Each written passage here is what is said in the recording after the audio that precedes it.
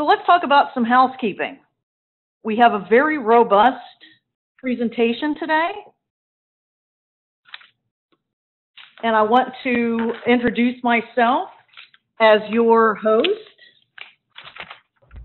with Visit Alexandria for today's webinar.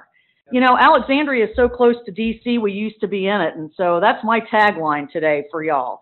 And if you do take a look at a Civil War, pre-Civil War map, you will actually see that Alexandria is DC's original neighborhood. You know, gosh, Phil, it's 10 years to this month that I have lived here, and I still can't believe I'm here. It's a beautiful town. It really is. I just love it. So much in Alexandria. That's why we call it extraordinary. I am delighted to introduce our guest speaker, Phil Rappoport, who is Vice President of Sales and Marketing with AgendaPop. For those of you that are not familiar with AgendaPop, AgendaPop helps you digitize your conference to streamline your workflow, save time, reduce your costs, which we know is very valuable, and to give you greater control on setting and updating your agenda. Their key is to enhance your event and make it useful and memorable to your attendees. And I think that is key here. As we all know, meeting planners are tasked every conference to make their memorable experience for their delegates. And if I may chime in here just real quickly, if you could make sure you're putting your phone on mute, please. Thank you. So, AgendaPop can help you do this. They accomplish it through their individualized client service, customizable content publishing, and available on-site at event support. Please keep AgendaPop in mind for your next conference. So let's do some quick housekeeping here as people continue to get online. We are using Join Me, as you well know, and if you take a look at your icons at the top of your page, you'll see that person icon. And if you take your mouse and hover over there, you can find me to chat all of your questions. I will be doing the best that I very can to make sure that we address those questions that take place throughout the program. But please know we're going to ask Phil to stick around afterwards for those of you that want some additional information. So hopefully everyone could see the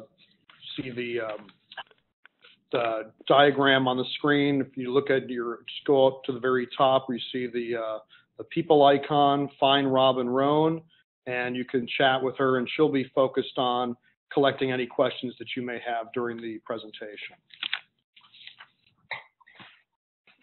So Phil, I am ready to go if you are. I am certainly ready to go. Thanks for Excellent. the plug, which is great because I don't have to do it, and we can just focus on educating and informing our guests. And thanks everyone for joining us, and thanks to everyone at the team at Visit Alexandria. They are phenomenal to work with. We're going to focus today on education. Hopefully, clear up any kind of misconceptions about mobile event apps, mobile conference apps, mobile meeting apps. They're all the same, interchangeable phrase. And we're going to talk about a lot of things. I'm probably going to speak pretty quickly, so forgive me for that. But there's a lot of good information here about mobile apps to hopefully help you find an app provider. It doesn't have to be us by any means, but when you're shopping around, or even if you're already using a mobile app for your conference, there might be some things that you're not currently using that you can ask your mobile app provider about. And so hopefully there'll be a lot of useful information for you. So our objective today is, my goal is to help you obtain a great, thorough understanding of mobile conference apps so that you can which will help you select an app provider that suits your organization. We're going to look at a bunch of things. We're going to first look at the marketplace, who's out there, why people are using mobile apps. We're going to talk about the benefits of using a mobile app, features, as well as issues and concerns. Then we're going to kind of dive in a little bit more specifically. We're going to talk about kind of why go digital, print versus digital, discuss the ROI and analytics, security, registration, and how that affects your mobile app, publishing the mobile app, things to think about and look for, And then the service and support, another very key component for finding the right app provider. And then some independent resources that can help you locate a good mobile app provider for you and your organization. So it's a lot there. We have a full plate today, and we're going to try to move quickly. And you know, I'm going to share with you what I know. That's really what it's all about today. I'm going to tell you what I know, and if you guys have some questions and I can't answer them for you, I'm going to say so. So by all accounts, this is not a sales pitch for my company.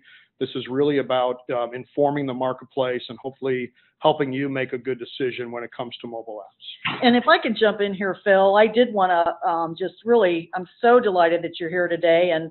And for you folks that are on our call, and there are still several jumping in, you know, Phil and I have known each other for, gosh, maybe about a year now, and that's all through industry affiliations such as MPI, AMPS, and PCMA. And Phil, I got to say that one of the things that has impressed me most is your desire to share that knowledge that you have, and it never is a sales pitch. So I really appreciate that, and that is why we've selected you to be our first webinar presenter. So awesome, thanks. Continue. Well, it's my pleasure. So mobile apps, guys, there are over 100 mobile event apps and counting. And I put on the screen a number of well-known providers. You can see for yourself, and many of them are very good companies. But it's almost, I mean, literally yesterday, I got an email from someone who said, "Hey, have you heard of these guys?" And I hadn't. So it's kind of a funny thing. The good news is that there are some good app providers out there, and kind of it's your job to understand maybe some of the differences and try as much as you can to make it compare apples to apples versus apples to oranges. So I'm certainly giving a shout out here to some of my competitors. And there are a number of studies going on right now. In 2014, MPI did a study together with Double Dutch where they surveyed meeting professionals all over the world, I think, and they came out with 63% of meeting professionals use mobile apps to organize and run their events. So on one hand, I think that's good, and on the other hand, I think it shows that a lot of organizations have yet to turn to mobile apps. So I think that's very promising for our industry. American Express also did a survey. They do it every year, and the recent one is from this past year where they surveyed the marketplace, and they saw that more than 80% of the respondents to their survey in North America use mobile apps in more than 10% of their meetings. So that is considerably high. That's higher than the stat I just showed you. But now there's yet another stat, and the last stat I'll show you is kind of the flip side. And this is produced by the Event App Bible. And at the very end of this presentation, I'm going to give you their URL. I find them to be very good, very thorough. This Event App Bible comes out every year, and I think it's 80 pages, 80 to 90 pages of good articles. They have got comparison charts of a lot of the app providers there. So at the end of the presentation, I'm going to give you that. But they've done their own survey, and they found that the number of event professionals using event apps is actually just 30%. More than half have never used event apps, but 37% plan to use some kind of event app in the coming years. So it is promising, but you can see kind of the differences between all these different surveys. So personally, I'm not sure what to believe, but it's certainly getting a lot of conversation, and we see it being used more and more. As you're joining the conference, as Robin said earlier, if you can mute your screen, mute your phone, that'd be great, because we'll be able to talk with you toward the end of the session. So I use a phrase called attendee value proposition, and if you can see it, it's at the very top of the screen here, and this is a quote taken from American Express and their survey last year. And basically what this person is saying that, there's so much out there, and there are a lot of different features in various apps. They're not all the same, but bottom line is that the company that has a well thought out strategy and understands its requirements, will be more successful in using a mobile app. And that's what I want to kind of focus on here first. So before we kind of talk about specifics, let's just take a step back. What I ask my clients and what I encourage everyone in the industry, all clients, associations, companies, et cetera, who are considering using a mobile app, is just take a step back for a minute. You know, what are your goals? What are the goals for your meeting, let alone the mobile app? What are the goals for your meeting? What are your requirements? And then what are your expectations of your attendees? And then how does technology fit into that, right?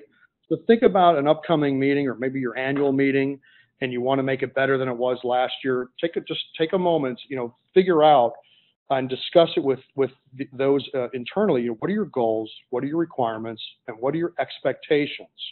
And I assure you that you'll find the right mobile app provider when you communicate your goals, your requirements, and your expectations to that provider. And I think that would help the provider help you deliver a great experience. And then think about how technology fits in, right? Are you introducing technology for the first time? Is it a certain kind of demographic that you're fearing might not be able to adapt to the technology? Or are these folks, you know, ready and willing and able?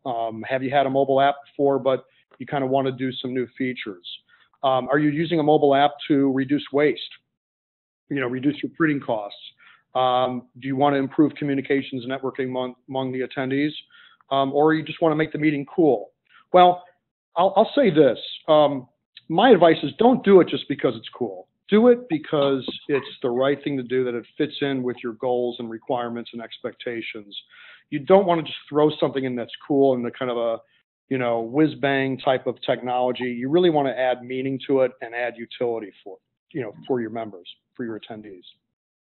Let's talk quickly about the benefits of mobile apps. And I list a few here. So this is kind of what I hear when I talk to folks at conferences that I attend, or, you know, clients. And this is not necessarily in any particular order, but all five are just as important. The first is attendee engagement and education. Two big concepts right there: getting people to connect with one another, network, offering your education program on the app via lots of things, including downloadable presentations, the slides, the handouts that you're giving, you know, and connecting with thought leaders and other like-minded individuals. The second is sustainability and reducing printing costs. You might feel like, hey, our organization wants to be green. We need to make a statement here about, you know, not having paper. We're seeing that more and more. It's been a gradual thing over the past couple of years, but we're seeing it a lot more. Reducing print costs. We've seen some of our clients reduce kind of the number of pages, let's say, in a program, or just, you know, simplifying it. Another benefit is, you know, making it a convenient reference before, during, and after your event. So think about this, because it does depend on the provider. The great thing about most event apps is that, you know, you want to get it out there before your conference as far in advance as possible, 2-3 weeks if you can. Maybe some of our even some clients I know are releasing their app, you know, 6 weeks in advance.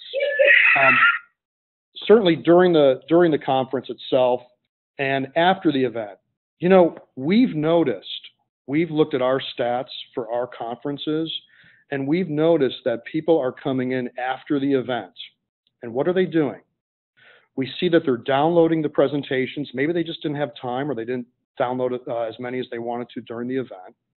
They're reconnecting with people that they met during the event, and they're looking up, you know, speakers, and maybe to reach out to somebody or an exhibitor. Great example. So there are a couple event app providers out there, and I don't know why they do this, but you know, I've heard stories where they turn the app off, you know, after the event. And just my advice to you is find an app provider that's going to leave it up.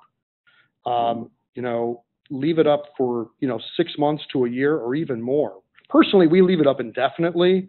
We don't shut it off because we want, you know, and many providers feel the same way we do. We want it to be a utility. So make sure you think about that. And if I could pipe in here, you know, I appreciate you making that comment, Phil, as I have just recently been on the road and attending trade shows, and it is so critical for me when I get back to my office that I have access to that app, because in my sales arena, it's important for me to capture those individuals who I've had great face-to-face opportunities with. And, let's face it, sometimes we're in a moment where we just can't capture that information. It would be absolutely, thought to be rude if we, oh, excuse me, may I just write this down? Or, gosh, do you have a card? And so it really is great to have that to reference back. And I keep those apps on my phone for at least 6 months post that. So thank you very much. Sure. And a few more benefits. Revenue. So we're seeing this a lot more. You can actually, have your app paid for in such a way. We've got clients who make a profit. If they're allowed to make a profit, an app can be a new revenue stream for you from those exhibitors or sponsors who are looking at just something different. Give me something different this year. What can you give me? Well, why not make them the app sponsor or one of the app sponsors? And a lot of different app providers have capabilities to showcase them with various ad vehicles, banners or full page ads, things like that. And then lastly is data analytics. Let's think about kind of, you want to know, are people using this app? When are they using it? How often are they using it? Where are they going?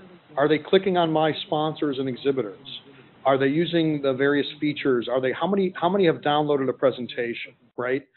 This will help you build the case for continuing using an app in your organization when you can, share with your event team and your management, hey, here's how the event app worked or didn't work, and having that data handy is very critical. And make sure when you talk to your app provider, look at the types of data that they provide, and do they make it easy for you to get the data as well, or are you kind of beholden on them?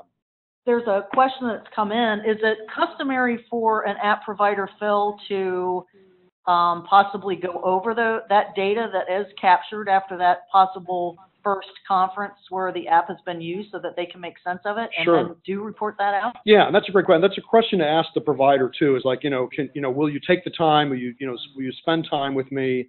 Will that costing me anything? Shouldn't really. It really should be part of, their deal with you.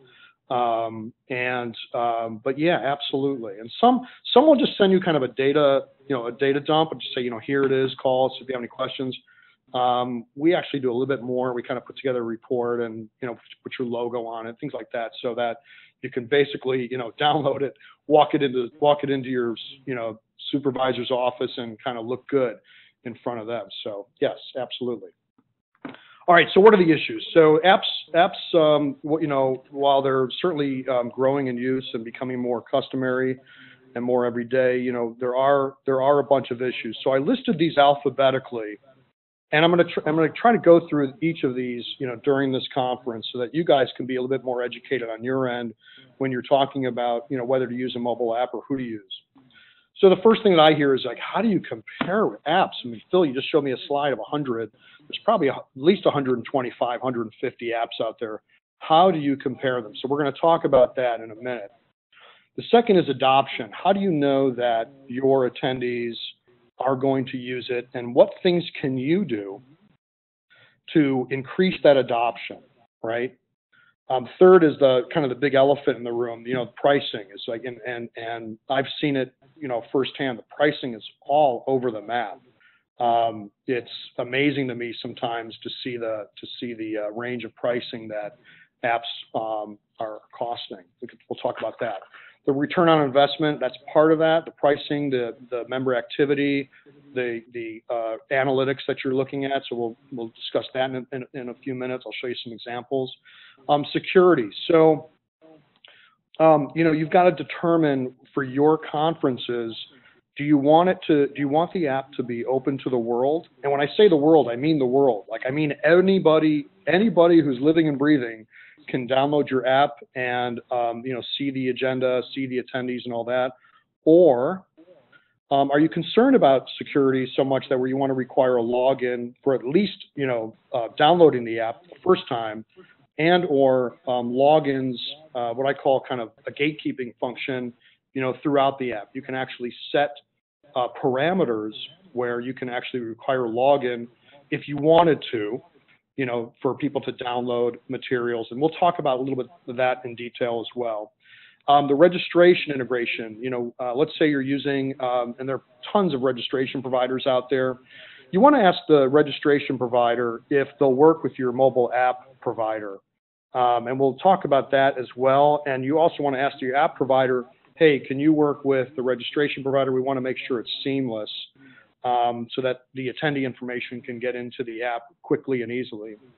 The resources, your time, you know, how much time will it take on your end, you know, or, you know, is it time consuming, or can the app provider help out in any way?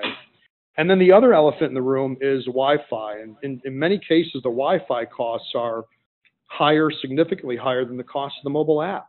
And so what I always say to my friends who are meeting professionals, meeting planners, is negotiate Wi-Fi hard when you are, you know, interviewing your venues, your hotels, things like that. Personally, I think you have more leverage than you think. They want to please you. They want to close the deal. And kudos to any venue out there that offers Wi-Fi for free or for very little cost. So, and there might be others. You can certainly send a note to Robin during this conference call and pose some questions to her, and we'll try to fit those in. All right, so let's go right to the app comparisons. You know, it's hard to compare apples to apples.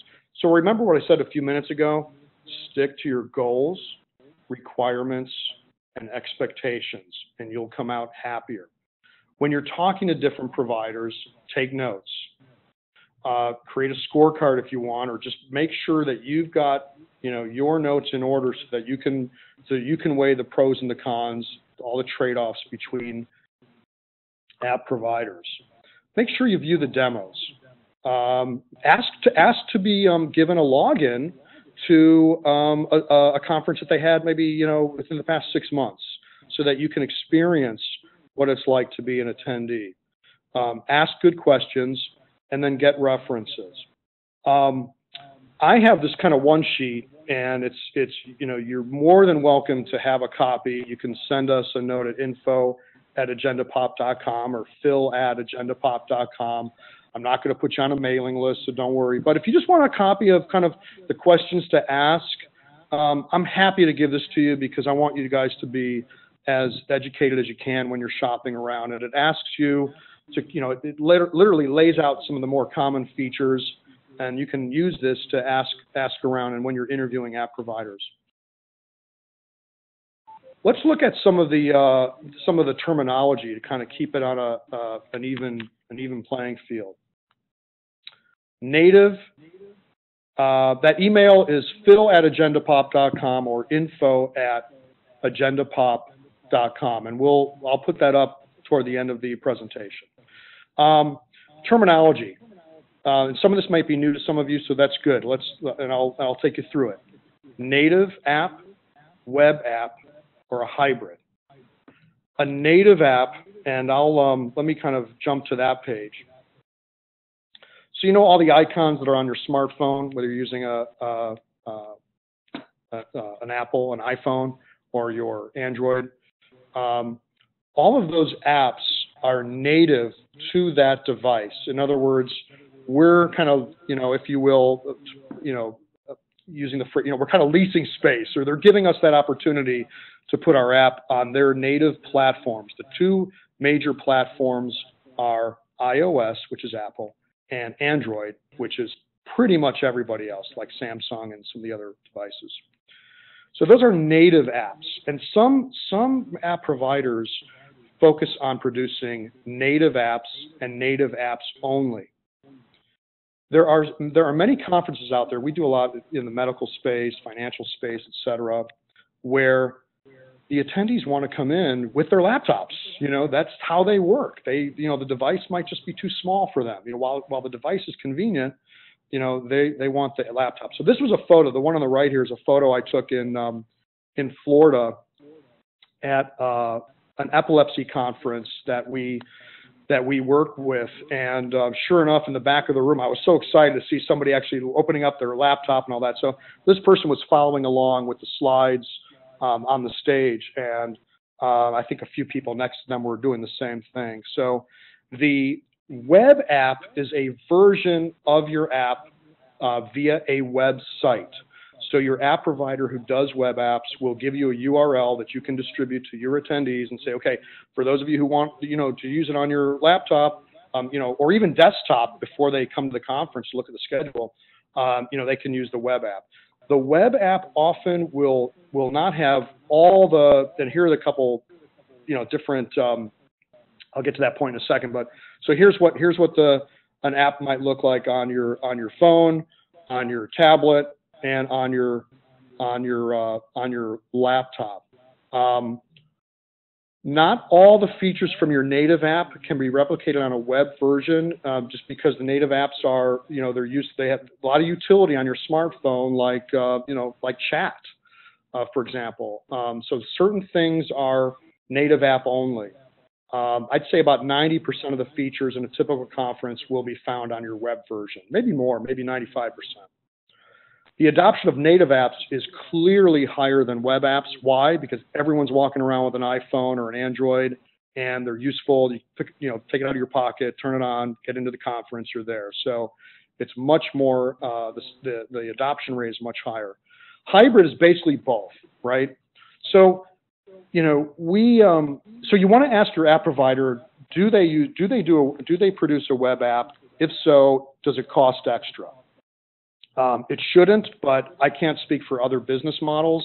There might be a reason that your app provider will charge you for it.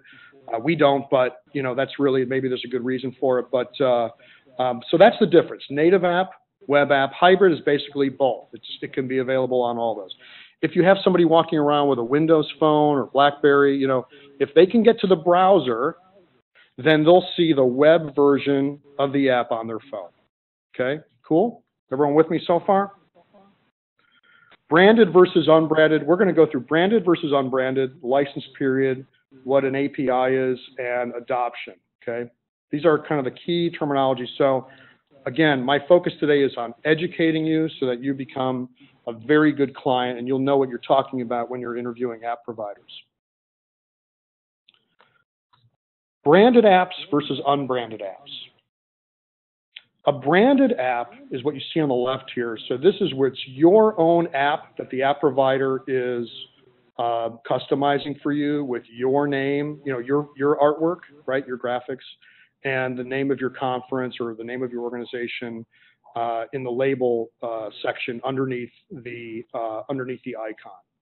Okay, that's a branded app. That means it's for you guys, for your conference, for your organization. An unbranded app is where you find an app provider and the app provider wants you to go into their app, find their branded app, and then go in and, once you're in their app, you find your meeting. There are just, everyone kind of does it a little bit differently. We're on the branded app side. We're not, we kind of like take the back seat. We want you guys to be the star and, it's your conference. But you might find an app provider and a good app provider at that where you need to go into theirs and call up their meeting. This is a recent meeting. This is someone else's. This is another app provider's app, and you had to go in and find and locate that conference and bring it in. So once you get past that, it's some of the same features, and you want to ask them, why do you guys do it this way? Tell me what the upside is, and so that's the difference. Branded and what I call unbranded.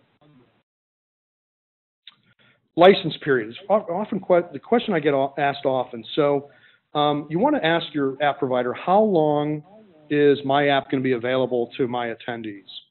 Some app providers are for the event period only. I really don't know why they do that, but they do. I think they're fewer than greater.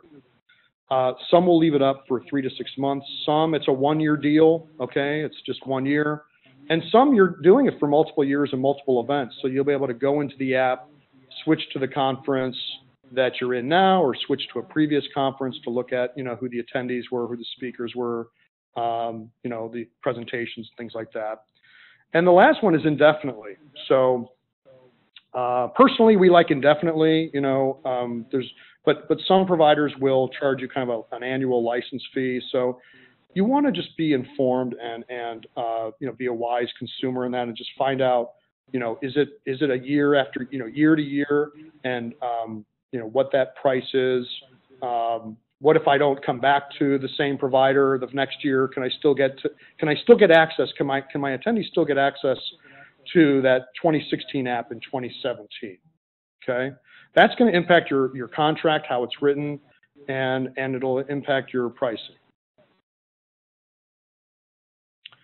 All right, API. Some of you might know API. Some of you might have heard of API. I'm going to give you the definition. You guys are going to be experts after this call. Okay.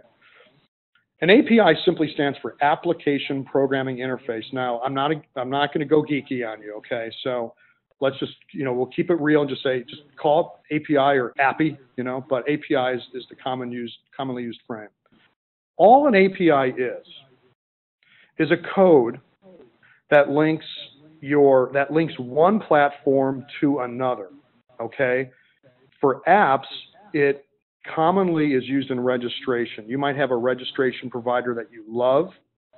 That's fine. And you might have a mobile app provider that you love or that you want to try. So an API essentially is a handshake. It's a code that goes from the registration provider to the app provider, so that when you have registered for the conference, when your attendees have registered for the conference, after they click submit and pay for the conference, etc., their name will be found in the app. Okay, it's kind of an instantaneous way to move the information from registration to the app. Okay, got it? So all it is like a code that usually it's the registration provider is providing to the app provider. One thing that you want to ask is, well, I'll get to that in a minute. But so here's a simple example. It's a website. You click to register. And you guys have seen it. You guys use it all the time. Put your first name, last name, title. Some of you have more data that you ask of the registrant. So again, certain information, not financial. Okay, we're basically looking for first name, last name, title, possibly email address if you're using their email address to log in. All that's carried through the API link or the code from the registration provider to the app provider. Okay, that's what an API is. This is what it looks like on the back end. Some of you who've already used mobile app providers. Everyone will have a back end, a publishing tool, a dashboard, a CMS, whatever you want to call it, database.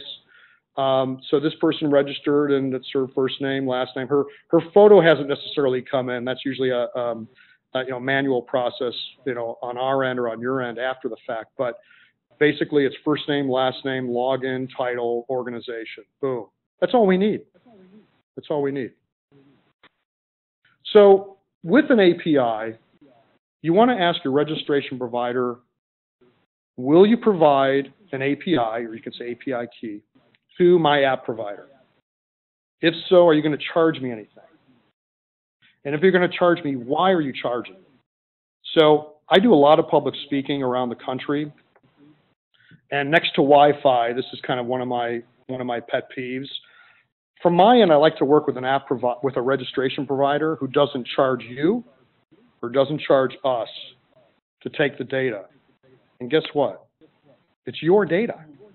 It's your data. It's not their data. It's your data, right? So, but there are some registration providers who will charge you to not use their app, let's say, or will charge you to export it. There is some time involved, to be fair to everybody on both sides of the table. There is some time involved to plug the API key in, test it, et cetera, et cetera. But ask your registration provider if they can, be your partner and not charge you. That, for me, that's like a toll. It's bothersome. It's cumbersome, and I think you guys have already, you've hired your registration provider. They should ask that. So I would push back hard on that. hopefully you've got a great registration provider, and we work with a number of them who don't charge, and that's just the best. Then ask your mobile app provider, look, my registration provider is going to give you guys an API to take in the registration information. Are you going to charge me for taking that information? And if so, why?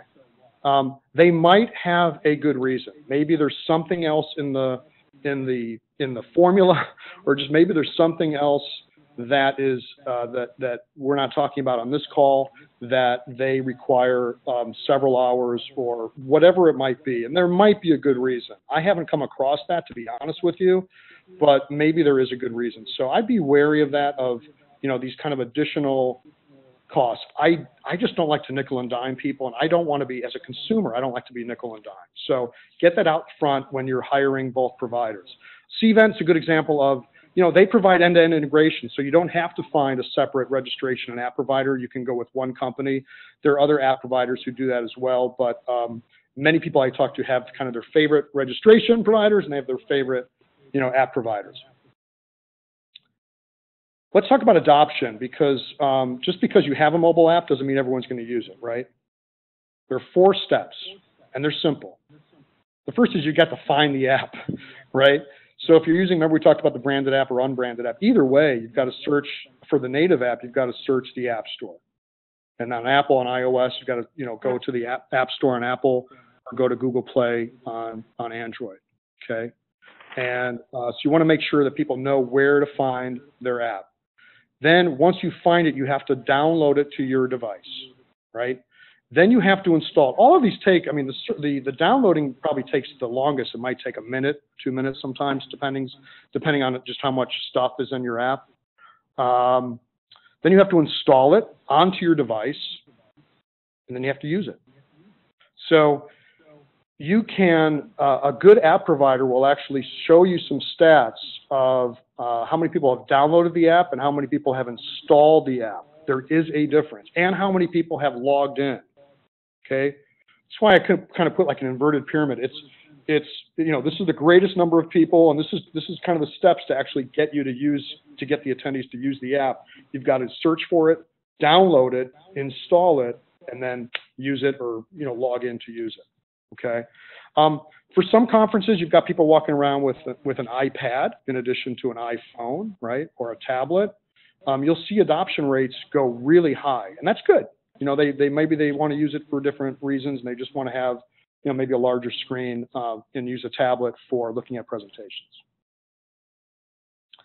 What impacts adoption? 5 things: demographics and culture, right? Remember we talked about the goals in the beginning. What are your goals?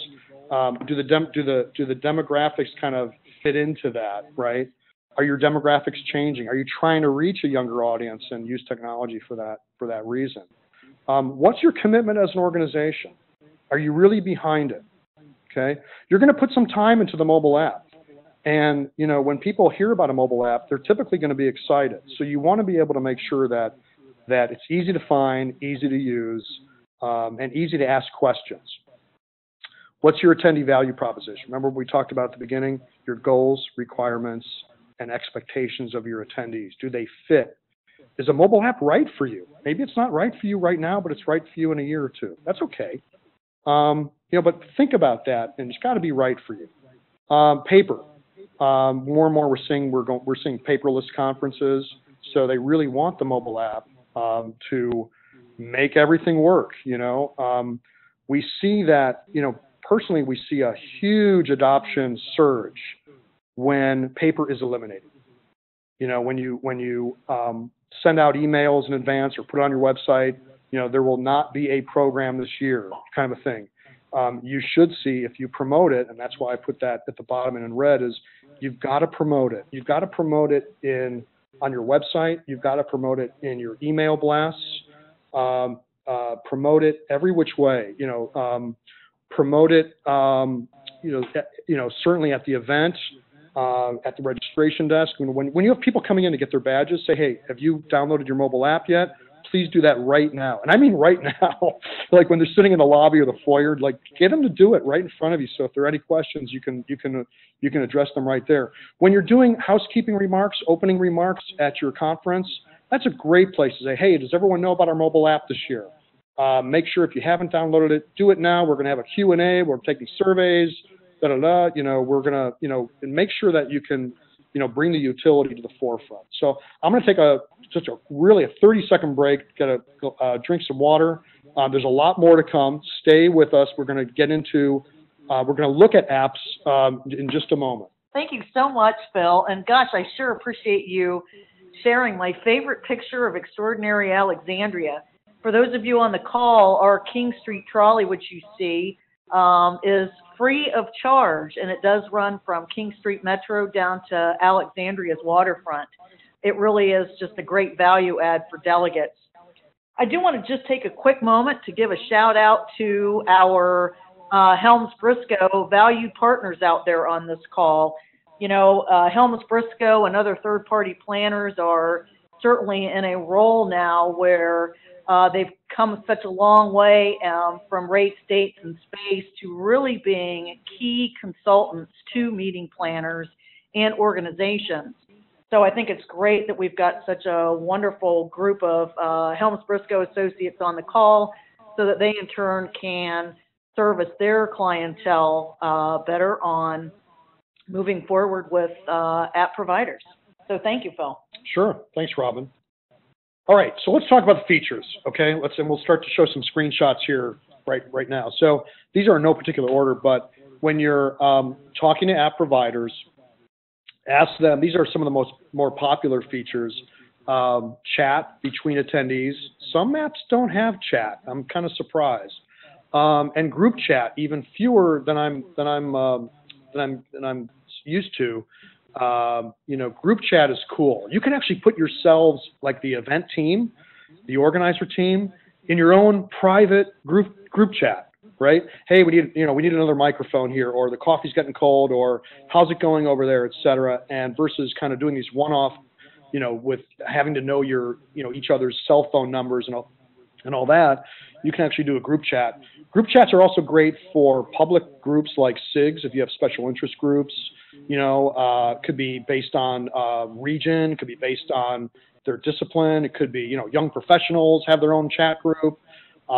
Researchers have their own chat group. Anybody can have their own chat group. Not every app provider does that. So you just want to add, if you like that feature, jot it down and make sure you ask your app provider when you're shopping around. Schedules. Most app providers will enable the attendee to personalize the schedule. That comes in handy for typically larger conferences where you have concurrent sessions, you have things going on at the same time. That's the reason to kind of personalize your schedule. And then you can export that, in most cases, export your personalized event schedule into your own personal work schedule on your device. So if you're using iCal or Google Calendar, you can actually export your personalized schedule from your conference into that. Q&A, surveys, and polls, 3 distinct and useful interactive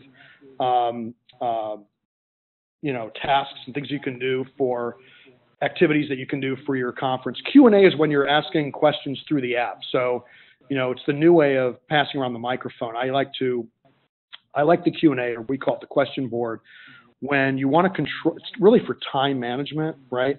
Let's say you have 10 minutes left in the session, and there's 12 questions, and you as the speaker or you as the moderator, you're not going to get to every question. So you can say, hey, gosh, there are so many questions here. Let's go to Phil. Phil has a question about da-da-da-da-da. In other words, you can select which question you want to use. You don't have to go in order. Everyone sees each other's questions. Everyone can see each other's, participation. Surveys, you can take surveys, rate speakers, rate sessions, rate the whole conference, right? Polls are a great way to, increase interactivity. Here's an example where you can kind of project your poll if you want to on a large screen. Bar chart. We use a bar chart or a pie chart. It's really up to the client. But you might want to use a third-party platform. So Poll Everywhere is popular. We've got some clients who love their Poll Everywhere. They know we have a polling feature. They're just kind of used to it, and that's cool. That's cool. We just link to it from the app. Your app provider should be able to link to a third-party provider, again at no cost. It's just a link, and but you might have a favorite out there. So polling is fun. It really kind of drives up the interactivity of your sessions. You know, Phil, I love it when I'm at a conference, and it does give me the opportunity to share my evaluation there on the spot. You know, it's contemporaneous. Right. Oftentimes we get back to our desk or our work environment, and it's 3, 4, 5, sometimes a week before we'll receive an evaluation from a conference. And I got to tell you, at that point, I have moved on, and it's very difficult for me to share really what my experience and how I was feeling at the time. So I love the fact that apps have that opportunity for immediate evaluation. Yeah, and actually ask your app provider if you can look at the survey results in real time, okay?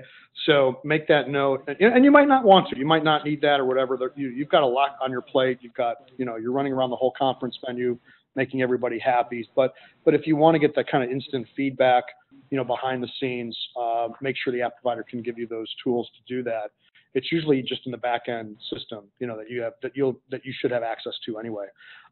Slides, presentations, downloadable. These are, essentially PowerPoints usually converted to PDFs. Note taking. So ask your app provider whether you can take notes about people, sessions, exhibitors, things like that. By the way, ask your app provider if your notes will still be there 3 months from now, 6 months from now, a year from now. Okay, remember what I talked about earlier in the session? I said people really do go back into the app. You'd be surprised. This way you've got the notes. You can actually forward your notes or print out your note. You could forward it, to yourself or a colleague who couldn't make it to the conference. So you want to make sure your notes are still there. Maps, it's pretty self-explanatory. You could have maps of your destination, of your exhibit floor. Social media, the most popular are Twitter and Facebook. We're going to be using Snapchat this fall. I'm kind of excited because I want to kind of see how that works. But most of our clients are looking for, Twitter with a hashtag. You should be able to tweet from a session, tweet from the conference in general, tweet if you've met somebody, things like that. So tweeting is certainly coming on a lot. Activity feeds, I'll show you some slides in a minute. Activity feeds are popular. Double Dutch, I think, does a good job with their activity feed. A few other app providers do a good job with kind of this. It looks like Facebook, but it's in the app only. That's what I call it. They call it the activity feed. Alerts are announcements and push notifications, right? So if the meeting room has changed, if you're handing out free merchandise, you want people to get, come to a certain booth for an exhibitor. You can have sponsors sponsor their alert. We've had that before. We've had clients who want to make sure everyone knows that there's a vegetarian option on the menu. I mean, really, it's all over the map. But alerts will come on to their screen, and you really can't miss them. I mean, they're very prominent. And of course, sponsor ads. We talked about earlier about helping to make your make your app either cost neutral or profitable. So program versus app, right? Here's a conference where, and actually it wasn't a bad program. Here's your agenda at a glance. It's page 8 or page 9 of, I don't know, probably 30 pages, 40 pages. It gets up there. You guys know that when you're putting together conferences. So, but they've got at a glance, and here's the title, here's the room number, here's the date, etc. Well, you can do that with your app. So you've got your home screen. This happens to be ours, but you can. I'd say probably half of mobile app providers have a kind of a scrollable list, and half have the icons like your mobile phone icons. 9 to a page, and you kind of have to scroll left to right to find the icons. It's really about your preference. It's really about kind of how you want it to work. Tracks. This is a way to kind of categorize the different types of activities, from lectures and workshops and your education programs to, exhibits, breaks, and meals and things like that. You could choose icons, colors, things like that. Here's what it looks like, and many conference apps are like this, where you can scroll down and see the schedule. By the way, make sure when you're looking at app providers to look at real apps. Some app providers, the titles get cut off.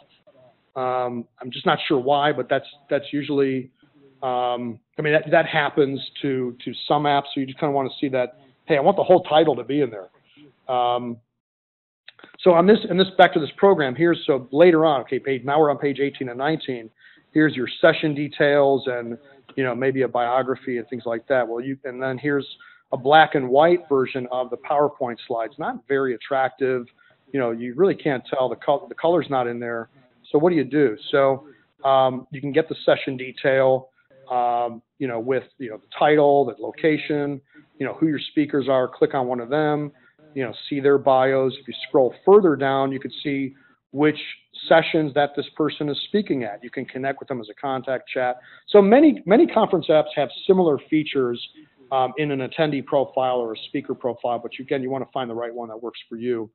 If you scroll further down that same session detail, you can click on the presentation.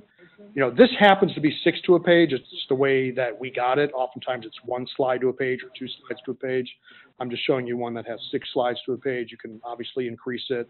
You can forward it to yourself or a colleague or print it out if you want wirelessly. This is an example we talked about earlier with groups, right? You can group people and, based on their discipline or their special interest group.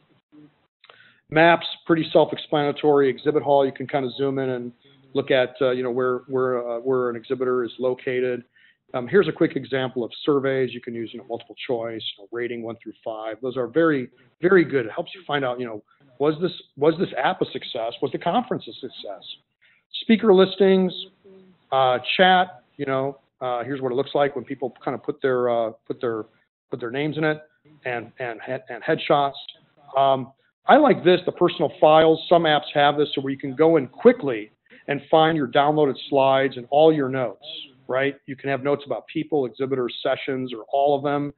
You click on that, and then it literally shows you all the notes that you made during that conference and all your downloaded slides. So I like that feature. We talked about activity feeds. This could be fun. Believe it or not, some clients don't like activity feeds. I get that. They might just say, look, it's really not about holding a glass of wine in somebody's hand. It's really about education. Or conversely, it could be more of a social event. So for those events that are more social, or where networking and socialization, having a good time is important, then you might want to have an activity feed or a photo gallery. Some apps have appointment settings. So this is for the larger events, right, where you're trying to match attendees and exhibitors. Great feature. The exhibitors can actually go into the system. They can put their availabilities in. Then the attendees can go in, select a time slot. The exhibitors and the attendees both see it. It's kind of cool. I know I'm going by this quickly. Gamification is big. Actually, I would say probably less than 20% of events, maybe even less than 10% are going for gamification. And that's probably a whole hour unto itself. But gamification is basically where you do scavenger hunts or activities where people can get points for taking surveys or things like that. This is not our app. This happens to be Spot Me, so I give some props to Spot Me. I'm not sure whose app this is, but leaderboard with points, things like that. You've got to know your audience. Will people really participate in this, or is this kind of a core, 10% of your attendees are really going to get into this to win prizes and to do the activities? That's really your call. And then we talked about push notifications and announcements. Again, you can click on those. So you go to your announcement screen. They're actually scrolling on like Apple devices, iOS. You see them scrolling at the top. You click on that. You come to this page, and then you see your announcements. You can kind of go in and do that. Check-ins. You might have a need for checking in. This is the honor system where you're kind of checking in. Hey, I'm here. In this particular example, this conference wanted to generate CEU credits. You can actually do that in the app. All it is a survey. They're attesting to the fact that they are, they're filling in the number of hours. They're putting their name in and clicking submit, and it's recorded. Posters, really big on scientific and medical meetings, and find a place for all your posters, right, or abstracts. A separate place that's easy to find. Gamification, some examples. So you might get points for doing social media, uploading photos, completing surveys, asking questions, participating in polls, doing a scavenger hunt. And the points are based on different types of activity. I know some questions are coming in. We're going to get to, we've got a few more slides to go, and we might go over. Should we just keep going? Yeah, let's take a quick break. I think you need some sip of water there, Phil. This is fantastic, and I tell you, I love the personalization that planners can provide for their delegates to really take it home with an experience. This is another great picture, Phil. Thank you so much. I want to throw something out to my planner audience out there, and I visit Alexandria. We are tasked with projecting our extraordinary location through pictures and social media and copy. And I would like to start providing to my customers some live virtual tours. So if there's any guinea pig out there that would like to work with me on creating a couple of those, please send me an email at theRroan@visitAlexVA.com. You've gotten emails from me, so if you would, I would just love that. And I know it would be a great asset to future planners and other destination sales experts. So thank you, Phil. Okay, cool. So we are, if I can jump in, we are about 3 minutes to 1 o'clock. We are, in fact, going to go over, I want to say... 3 minutes to 2. Yeah, we probably have another 5 to 8 minutes. I will speak fast, and if you have to leave, thanks for coming. There's a lot more good information on its way. I'm going to try to just crank through it, and then I'm going to stay afterward to take voice questions as well. I'm happy to help you guys just be more informed. So I'm just going to go through it really quickly. We talked about our attendee ROI, usage metrics, and several things to think about, right? How many people downloaded my app, right? You want to know that, right? It's probably going to be a subset of your audience. Maybe it's going to be, in the 80 to 90%. Check-ins. How many people checked into the sessions? How many people looked at slides or made notes? We don't have to tell you the names, right? But you want to know, just like in numbers or in percentages, are people using the app? Surveys. In the app, right, you have surveys from the sessions. You can rate the speakers, rate the presentation topic, or the overall conference. How did we do? What was your most favorite thing about this conference this year? What was your least favorite thing? Let them type some answers in addition to just selecting multiple choice. CEU credits, CMEs, CLEs, whatever. Ask your app provider if they can help you do that so that you don't have to do any other forms or, paper or other links, etc. And then participation. Have people uploaded photos? Did they ask questions? What kind of participation did we get? And then, of course, ad clicks, right? You had 3 or 4 sponsors, or maybe you had a mobile app sponsor. Ask your app provider, I need that information after the conference. I want to be able to present it to my internal team so we know, if it was a success, how many people viewed the page, the sponsor page, the landing page, et cetera. So you want to know, this is good, rich data that you should be getting from your app provider. Just a quick thing, a report might look like this, where this is a very small conference, but total app installs is over 100%. Remember, we talked about people using multiple devices. That's why. Login users, 86%. That's really good. This was, I think, a first year for that conference, and that's good. You should probably you want your app provider to give you stats that you want to certainly get it up above 50% if you can, and I think anywhere in the 65 to 80% range should be a realistic and reasonable goal. Here's where you're kind of capturing the ratings of the different speakers. This is a report that we put together. Usually it's just data. You're going to get data from most app providers, and it's up to you whether you want the app provider to kind of take the next step or not. But you can see kind of their average scores. I love this part here. I just love this. And the clients love it too. So here's your session name, the speakers. You can kind of content delivered from the heart, great content, great presentation. Too much reminiscing and proselytizing. I thought the presenters missed an opportunity. That's good stuff, right? I mean, you want to know, and you're going to get that instant feedback, from your attendees. 4 common ways of measuring your ROI. One is through the conference evaluations, right? The second is through installation logins and other usage statistics that we just looked at. The third is attendee tracking, and we don't have enough time to get into iBeacons, but Beacons are, these little devices that if you have a very, very large conference and you kind of want to track the traffic, if you will, or use it for some scavenger hunts or things, use it for gamification. iBeacons are popular in that regard. And of course, sponsorships. Did you generate the revenue for this year's or next year's event through sponsorship? We're going to briefly cover security. You want to think about what's public. And when I mean public, I said before earlier, like it's literally open to the world. And there are many app providers who only do public, only open to the world. They kind of don't play up the login feature. But most of our clients like the login so that, hey, they've paid for the conference, right? You have a conference attendees who've paid for the conference, they paid for the content. You might want to have a login at minimum, when they first come into the app, right? So who can view that? You can also set, criteria or parameters for other actions in the app. For example, let's say you want to leave the app open for the world to see, but you don't want people to be able to see who all the attendees are or to be able to download presentations.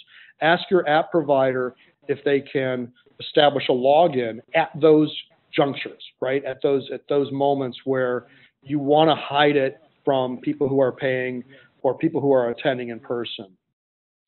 It could be attendee speaker contact information, things like that. You might have some confidential materials, right? It could be government related, it could be non-government, but still, proprietary information that you just don't want the whole world to see. This is an example. I'm not going to stay on the screen too long, but this is another app provider. I won't mention their name. This is where it's open to the world, okay? I went in, downloaded the app, I saw who's attending, clicked on it, I could see this guy's, email and phone number. It's public, it's up to you. If you don't mind, and if you think that they're not going to mind, that's fine. If you feel like, this is a little bit too open for us, then you're going to want to have some kind of gatekeeping, like a login, so people can get it. But you'd be surprised how many app providers are out there. I'm always surprised when I can just go into someone's app and find that information. So when should you consider logins? If you have paid registrants, if you're getting paid, people who've paid to be there, that might be a reason. Like I said, I said a few minutes ago, you can require a login to view certain functions.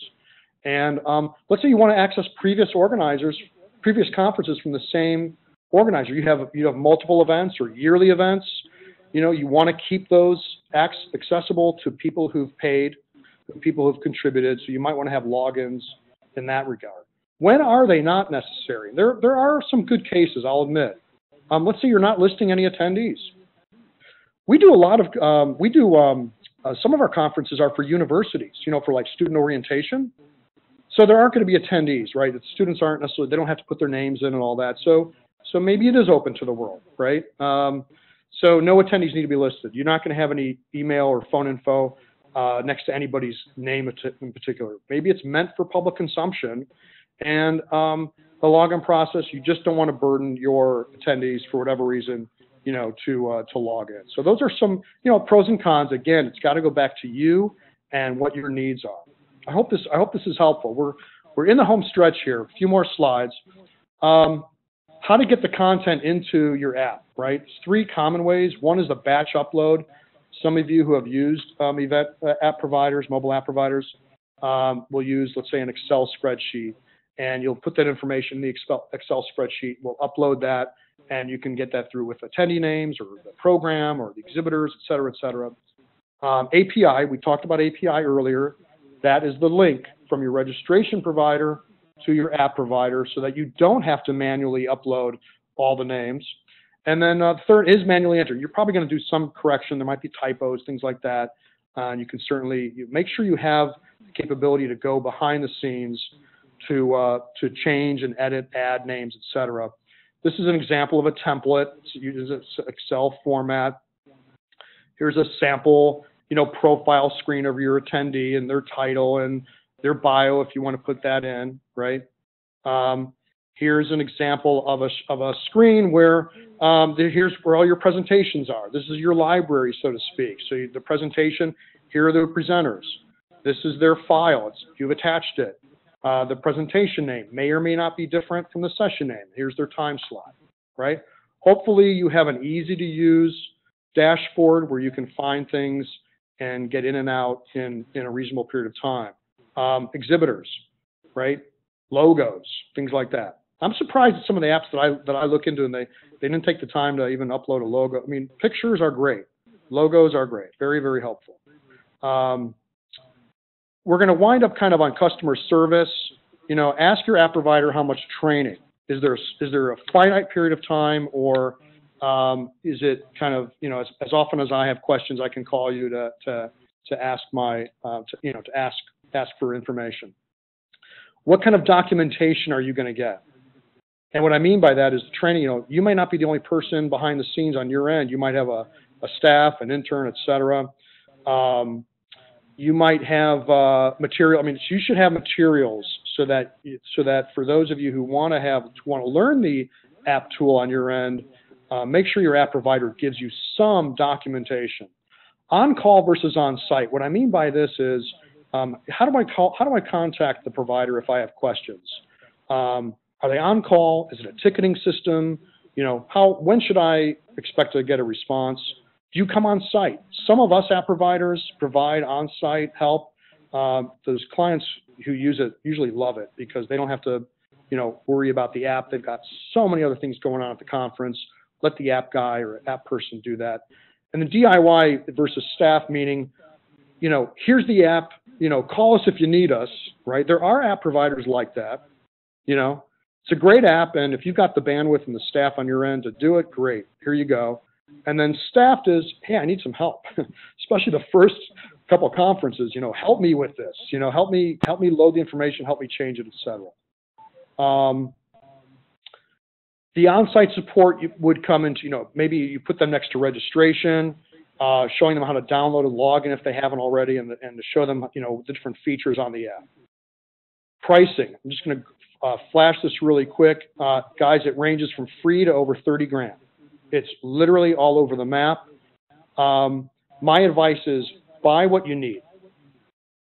You don't always get what you pay for. Surprisingly, there are some app providers who might charge less and work their tails off for you.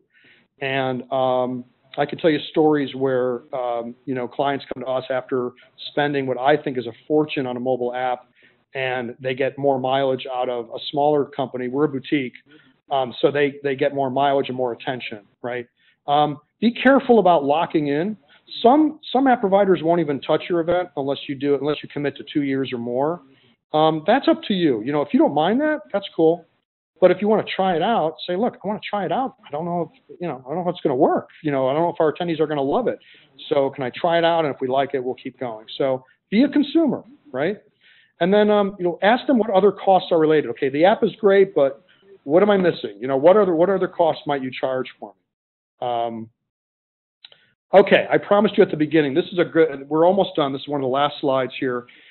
This URL, if you want to take a photo of it, you know, I love it. They're an independent resource. This is an ebook. It's about 80 pages. Great information. They compare apps. They do a lot of the work for you. There's some good articles here. You know, we're honored to be included, but you'll find some familiar names. And like I said at the top of the call, there's over 100 app providers. They have probably 80 in this book, and I think they've done a great job. And they continue every year to really to do a great job. This is our recap. We covered a lot of ground here. I hope you guys really felt it was informative. That was my goal, is to educate you guys, not to sell, but just get the information in your hands so that you can make a wise choice when you're interviewing mobile app providers. Again, go back to your attendee value proposition. Who does what? You know, what do I need to do as a client, and what are you going to do as an app provider? How much work is there on my end? Do you want the bells and whistles, or do you want to keep it simple, or a little bit of both? You know, ask about that. And then if you're going to go digital, by all means promote it. Start the content process early. really, if you can, I know you're not going to know. I know you're fine-tuning your agenda, and all the attendees aren't going to be in by 3 or 4 weeks before, but you really, really want to spend some time with your app provider and giving them the information, as much information as you can, so you're not, running out of time.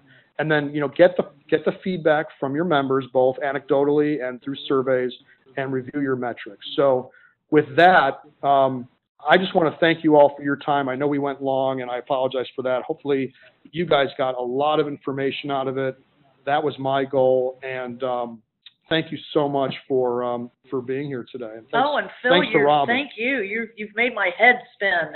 I have learned a lot today, and I have taken some notes for myself. And again, Phil, thank you so much for being my first CIC Preferred Provider webinar. I do want to say that we've got 2 upcoming webinars. We do have one approved for October. And for those of you who might be familiar with Jacqueline Ballou, she is very well known in the health and medical care market. She's a provider of the HMCC program and training for that. However, in her real job, she works for Blue Hive, and she's their executive director for healthcare education and events. And her forte is exhibitor training. So this is going to be a fantastic program for October 13th, and it is CIC approved and ready for registration. And then in December, we've got a great team from CSI Washington, and they're going to be talking about off-site venue event logistics, and we know how difficult those can be. This is their forte. I have submitted this information to CIC for approval, and I'm confident they will come back with that. So again, Phil, if you've got some time, we do have a couple of questions. So maybe those that have just sent in the last 2 questions, one of which was for API charging, and then another one came in and I wasn't able to read it as quickly, but thank you again, folks. I will be sending in your information to CIC, and for those of you who want to stay on, please do. Thank you. Sure, thanks. And there's a bunch of you, several dozen, who are still on the call. So thank you for those who are leaving. Appreciate it. And then for those who are staying, we'll take some of the written questions first, and then we'll go into you can open up your mute and we can talk, and hopefully I can share some a quick one is if you could show that slide of the book again, so that they can get that. I've actually taken a picture of it because I want to get. Yeah, they've done a great job here. If you just go to eventmanagerblog.com, some of you might subscribe to EventMB. That's the same folks. Julia Solaris is their publisher, and so that is the URL, and they come out with it every year. So someone was asking about charging for API, and if they are still on the line, would you mind showing your name again? Sure, that was Beth. Hey, Beth. Great. Good to talk with you. Hi. So I'm looking at companies currently and have a company who does interact with our IMIS member database. I work for an association, so they do have an API for IMIS. However, they do charge for it. And I know you mentioned earlier that you didn't see the point in charging a lot of times for APIs, but it was more about the registration software. So I didn't know if it was the same way with the member databases as well. So give me an example of what you might want to pull from your member database to your app. This company allows us to pull our attendees as well as all of our session information. So as long as we put it in IMIS in the beginning, we can pull everything from there and don't have to have a separate spreadsheet that's uploaded. Right. So that's the question that you ask the first provider, whether it's IMIS or whether it's somebody else. Just make sure that they can provide an API key to your app provider, and ask your app provider if you know, and kind of lay out the information. Hey, I want this, I want the session information, the bio, et cetera. Can you guys accept that? You know, and some can, some can't for whatever reason, or some are built to do that, and some are not. I don't know if that answers your question, but tell me if it doesn't. I guess my real question is it reasonable to charge for something like that? Is it? I think it's yeah. Go ahead. Finish your question. No, I just didn't know if that was a fair thing, if that's a reasonable thing to charge for, or if that is something that should be pretty standard across the board. Well, I might be a minority of one, although I see a lot of heads nodding when I speak publicly about this. And I think it's something that you have a certain relationship with your provider, and you've got to feel like it's reasonable if there's a charge. I mean, I don't know if it's $500 or a couple $100 or $1,000. I mean, I don't know. I mean, it's probably a function of time, right? For somebody on their end to go in and sit with the data, manipulate the data, and generate it in a format that would be acceptable to the app provider. So I get that. It's not like it's going to take 5 minutes and all that. I think it just goes to I guess the thing I'm trying to raise is, you know, and I'm not saying by any means that our business is unscrupulous, because I think by and large there's some great app providers, and everyone's trying their best to deliver a great service to you. But I would say that, you know, you've got to feel like, hey, am I being nickel and dimed here? Like, is this, you know, I mean, my opinion is, I think that if there's a relationship with the provider on the database side, you know, just say, look, well, how, you know, okay, I'm not a technologist, but how much time does it really take? And they might say, well, it takes a whole day, and you've got to determine whether you believe that or not. And it might. You know, they might need to do some testing and all that. So I would all I'm saying is keep your antenna up, maybe push back a little bit and say, really? Like, you're really gonna, you know, it's just got to feel right to you whether it makes sense to pay for a task like that. Okay. All right. Thank you. Thanks, Beth. Who else is out there who has a question, who's kind of hanging out with us? 17. A lot of people still there. Just say your first name, and any question's a good question. They're shy. Don't be shy. Well, I think that's going to be Anybody? Is Bueller out there? Bueller? I see a lot of people, but no one's you know. Any other questions about mobile apps, shopping around, various features? Anything? I know some questions came in, but anything else? And please feel free to send an email to myself, Robin, or Phil. Okay, go ahead. Hi, this is Susan. Hi, who's this? When you have a native app, Susan? Hi, Susan. Hi. When you have a native app, do you need to have data going? What do you call the apps that, like, you download them and you don't need to have them connected to the internet or data, so that if you're in a hotel that doesn't have a lot of internet or somewhere out, that you can still access the schedule and things like that? Is that native, or is that something else?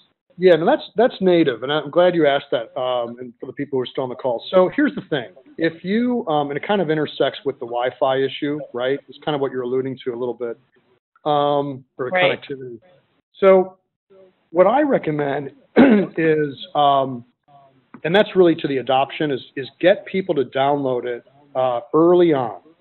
And once they've downloaded the app, they should be able to access the features that are on the app, even if Wi-Fi is poor. In other words, they've already downloaded the app, so they can still access the schedule. You don't need Wi-Fi to access your schedule. You won't need Wi-Fi to pull up let's say, the presentations. So the benefit is get it out there, promote it like crazy, and then if you're in a venue which has lousy Wi-Fi, your attendees should be able to enjoy the app. Where the app, and this is for any app, okay? Where apps are challenged with poor Wi-Fi are for certain features like polling and chat. Polling, because it's interactive and everyone is hitting that app, 200, 300 people or 50 people or whatever it is. And with most apps, they really need a good signal. So if they don't have Wi-Fi, hopefully, they're not in the basement of a hotel. Hopefully they can use their own data plan to capture, to be able to participate. So usually interactive, interpersonal things like polling and chat are hindered somewhat with poor connectivity, poor Wi-Fi. Okay. Does that I had answer? another question if nobody... Sure. It does, thank you. I had another question. When you're talking to app providers in today's world, are they developing for both iOS and Android, or are we still in the situation where people, you'd have to know who you're developing for? Yeah, I think you do need to know who you're developing for. Once in a while, I'll hear, and it's not common, but once in a while, I'll hear someone who talked to a provider and it's, Windows only. And I'm thinking, really? Now, to be fair, just so you guys know a little bit more, there are two different platforms, Windows and iOS, which is Apple, and two different languages, if you will. And so what an app provider needs to do, and this might be TMI, but hopefully it's good information. We have to kind of do the work twice in a way. So, the publishing tool is the same, but the coding to make every app feature available and working on both iOS and Android requires different language for each of those platforms. So there might be an app provider you come across that they're just specialists in Android or specialists in iPhone or iOS. You do see that, but I would still ask, is it native to iOS and Android? And then if you want to have a web version, hopefully it's no cost, but ask them if there is a cost. Should be negligible if there is a cost for the web version. And that's totally up to you.